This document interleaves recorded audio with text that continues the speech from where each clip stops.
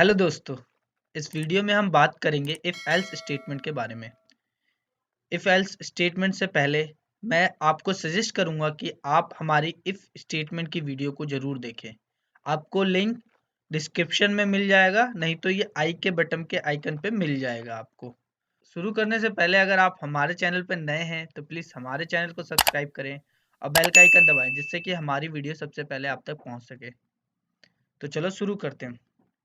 If else statement. If else statement is used when a different sequence of instruction is to be executed depending on the logical value, true or false, of the condition evaluated. If else statement क्या है?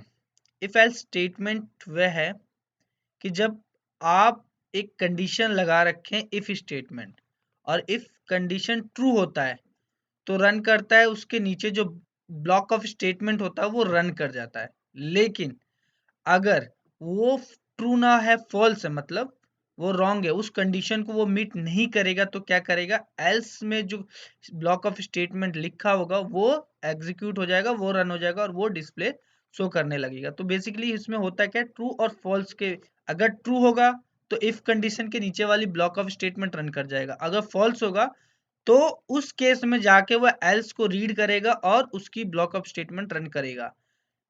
अगर true होगा तो else को वो ignore कर देगा और जो ब्लॉक ऑफ स्टेटमेंट होगा ट्रू की वो रन करके आपको डिस्प्ले कर देगा। लेकिन फॉल्स होगा तभी एल्स की स्टेटमेंट जो होगी वो रन करेगी, नहीं तो वो इग्नोर रहेगी।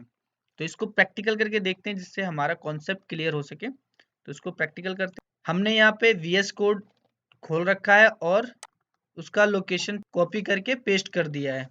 तो आप देखोगे हमने यहाँ हेडर 2 बना रखा है इफ एल्स स्टेटमेंट का, तो यहाँ इफ एल्स स्टेटमेंट शो कर रहा है, प्लस जेएस ट्यूटोरियल हमने टाइटल दे रखा है, तो यहाँ आपको जेएस ट्यूटोरियल टाइटल दिख जाएगा। अब हम क्या करते हैं, कंडीशन बनाते हैं। कंडीशन के लिए हमें क्या करना पड़ेगा, वेरिएबल लेते हैं एक a इक्वल टू 10, ठीक है। उसके बाद वेरिएबल लेते हैं b इक्वल टू 20, ठीक है। अब हम कंडीशन बनाते हैं। कंडीशन के लिए हम क्या करते हैं, पैरेंथेसिस करते हैं और a इक्वल टू बी करके, ठीक है। उसके बाद हम कर्ली ब्रैकेट करके उसके अंदर ब्लॉक ऑफ स्टेटमेंट जो भी हम प्रिंट करना चाहते हैं तो हम उसको प्रिंट करते हैं। डॉक्यूमेंट डॉट राइट मेथड का यूज करते हैं और इसको हम प्रिंट करते हैं ट्रू, ठीक है।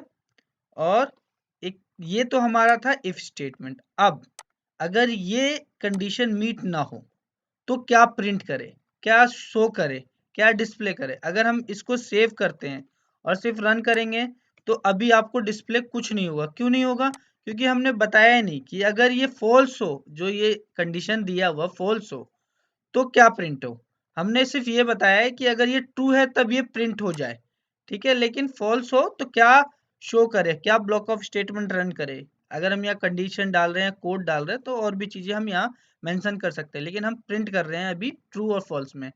तो हम यहाँ क्या करेंगे, एल्स यूज करेंगे। एल्स करने के बाद हम यहाँ फिर कर्ली ब्रैकेट यूज करेंगे और फिर हम यहाँ डॉक्यूमेंट डॉट राइट मेथड की मदद से आपको यहाँ हम एक फॉल्स प्रिंट करवा रहे हैं, ठीक है। फॉल्स हम प्रिंट करवा रहे हैं। अब इसमें हम क्या कर रहे हैं, अगर कंडीशन जो आपकी a इक्वल टू बी है, अगर ट्रू हो तो ये ट्रू शो करे, और अगर फॉल्स हो तो एल्स को चेक करे और एल्स में जाके ये फॉल्स कर दे। ट्रू होगा तो ये प्रिंट करेगा, लेकिन फॉल्स होगा तो ये एल्स में जाके फॉल्स कर देगा। हम सेव करते हैं और रिफ्रेश करेंगे तो आपको यहाँ फॉल्स आएगा। क्यों, क्योंकि हमारी ये कंडीशन मीट नहीं हो रही। अब हम यहाँ अगर ग्रेटर देन डाल देते हैं, मान लो a ग्रेटर देन है और इक्वल टू b, मतलब ग्रेटर देन और इक्वल टू कोई भी एक कंडीशन मीट करेगा तो ये ट्रू, जो हमारा ये ब्लॉक ऑफ स्टेटमेंट है, रन करने लगेगा। और अगर दोनों ही मैच नहीं करेगा तो क्या करेगा, ये फॉल्स रन करेगा, ठीक है। तो हम फिर सेव करते हैं और देखेंगे तो ट्रू आ रहा है। ट्रू क्यों आ रहा है, क्योंकि a है वो b से छोटा है, ठीक है। a है, आप देखोगे a की वैल्यू 10 डाल रखी है हमने और b की वैल्यू 20 ले रखी है, तो क्या है, a और b से छोटा है। अब हम यहाँ अगर इसका ग्रेटर देन डाल दे, इसका मतलब ये है कि a बड़ा है b से, तो इस केस में क्या है, a तो बड़ा नहीं है b से और ना ही इसके बराबर है, तो क्या होगा, एल्स का जो हमने डाल रखा है प्रिंट फॉल्स, वो प्रिंट यहाँ शो करने लगेगा। देखोगे यहाँ फॉल्स प्रिंट करने लगा, ठीक है। इस तरीके से इफ एल्स के कंडीशन को हम यूज कर सकते हैं, ठीक है। अब आगे देखते हैं हम एल्स इफ। एल्स इफ मतलब मल्टीपल हम कंडीशन कैसे लगा सकते हैं। Else if statement to show multiple way decision based on several condition we use else if statement। इसमें क्या होता है कि हम मल्टीपल कंडीशन लगा सकते हैं कि एक कंडीशन मीट ना हो तो दूसरा कंडीशन चेक करे, फिर दूसरा कंडीशन मीट ना हो तो तीसरा कंडीशन चेक करे, फिर तीसरा कंडीशन मीट ना हो तो चौथा कंडीशन चेक करे। इसमें एन नंबर तक हम कंडीशन लगा सकते हैं। लेकिन इसमें एक कंडीशन ये होता है कि अगर ये ट्रू हुआ, मान लो पहले हमने इफ कंडीशन लगाया और वो ट्रू हो गया, तो ब्लॉक ऑफ स्टेटमेंट जो पहली होगी वो रन कर जाएगी और नीचे की जो भी होगी उसे इग्नोर कर देगा। लेकिन अगर ये फॉल्स होगा, उसी कंडीशन में ये आगे मूव करेगा और एल्स इफ की कंडीशन को चेक करेगा और फिर उसकी ब्लॉक ऑफ स्टेटमेंट रन करेगा।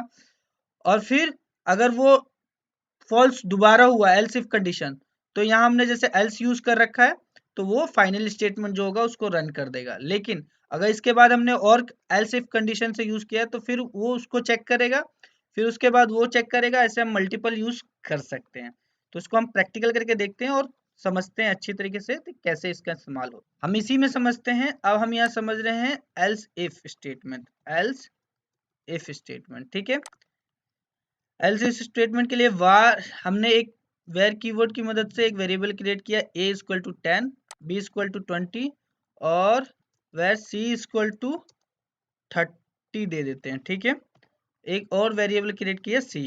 अब उसके बाद एक कंडीशन लगा दिया। अब हम यहाँ क्या करते हैं, एक और कंडीशन लगाते हैं एल्स इफ की मदद से। एल्स इफ, ठीक है। उसके बाद हम कर्ली ब्रैकेट लगाएंगे। इससे पहले हमें कंडीशन लगाने के लिए क्या होगा, पैरेंथेसिस बनाना पड़ेगा। पैरेंथेसिस हमने लिया, उसके अंदर हम कंडीशन लगाएंगे।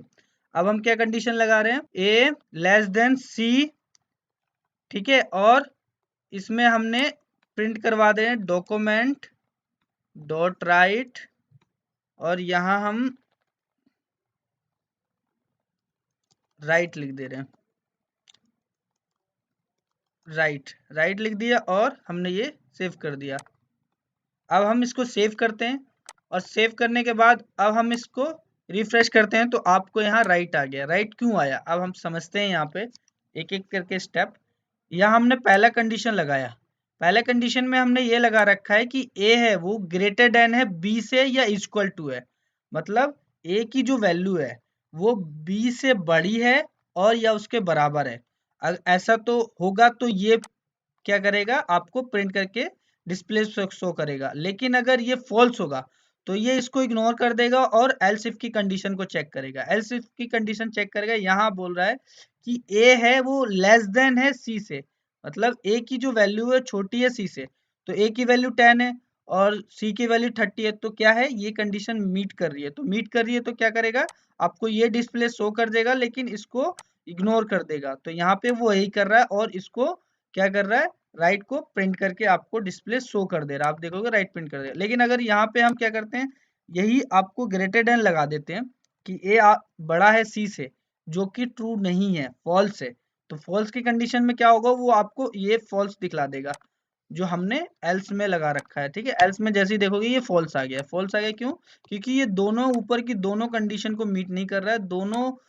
दोनों बार आप देखोगे तो फॉल्स आ रहा है। तो फॉल्स में ये पहली बार इसको मीट नहीं कर रहा तो इसको चेक करेगा। एल्स इफ को एल्स इफ भी नहीं मीट कर रहा है तो वो जो एल्स में जो भी आपका कोड या फिर आपने जो भी आपने प्रिंट कर रखा है तो वो उसको एग्जीक्यूट करके डिस्प्ले पे शो कर देगा। तो आप देखोगे कि यहाँ पे वो वही शो कर रहा है, फॉल्स। तो इस तरीके से आप एल्स इफ एल्स का उपयोग कर सकते हो।